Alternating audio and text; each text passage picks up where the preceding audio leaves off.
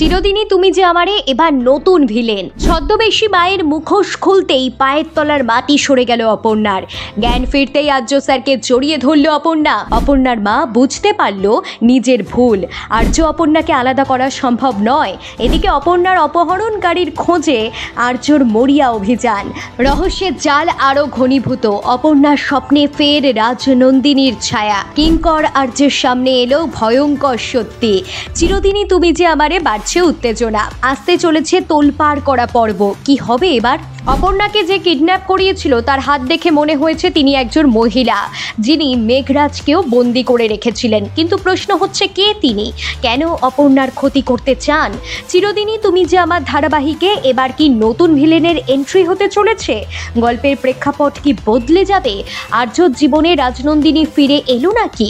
চিরদিনই তুমি যে আমার ধারাবাহিকের নতুন এপিসোড ঘিরে দর্শকদের মনে নানা প্রশ্নের ঝড় উঠেছে। সিরিয়ালের প্রশংসায় পঞ্চমুখ দর্শকরা।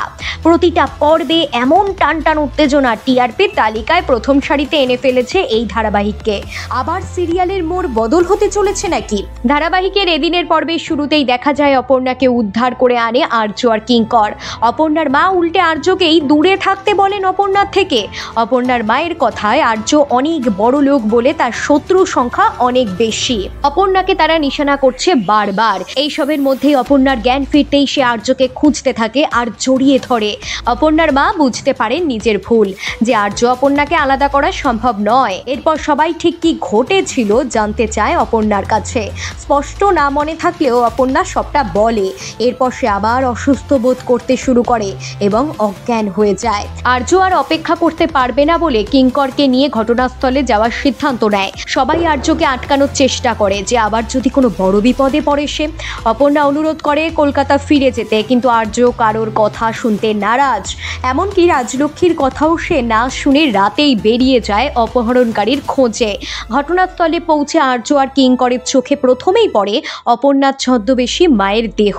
ঘটনাস্থল থেকে তারা একটা মহিলার শাড়ির কিছু অংশ ছাড়া আর কিছু খুঁজে পায় না তারা। আর্য সন্দেহ হয় যে অপরাধ খুব বেশি দূরে যায়নি, তাই কিঙ্কর আর আর্য মিলে চারপাশে খুঁজতে থাকে পায়ের ছাপ মিলিয়ে মিলিয়ে। ওদিকে স্বপ্নে অপর্ণা আবার একজন অচেনা মহিলার বিয়ে এবং গৃহপ্রবেশের দৃশ্য দেখতে পায়।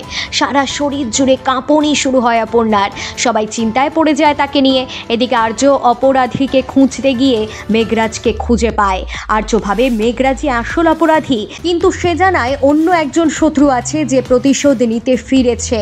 কিন্তু কে সেই শত্রু তা নিয়ে ধোঁয়াশা তৈরি হয়েছে।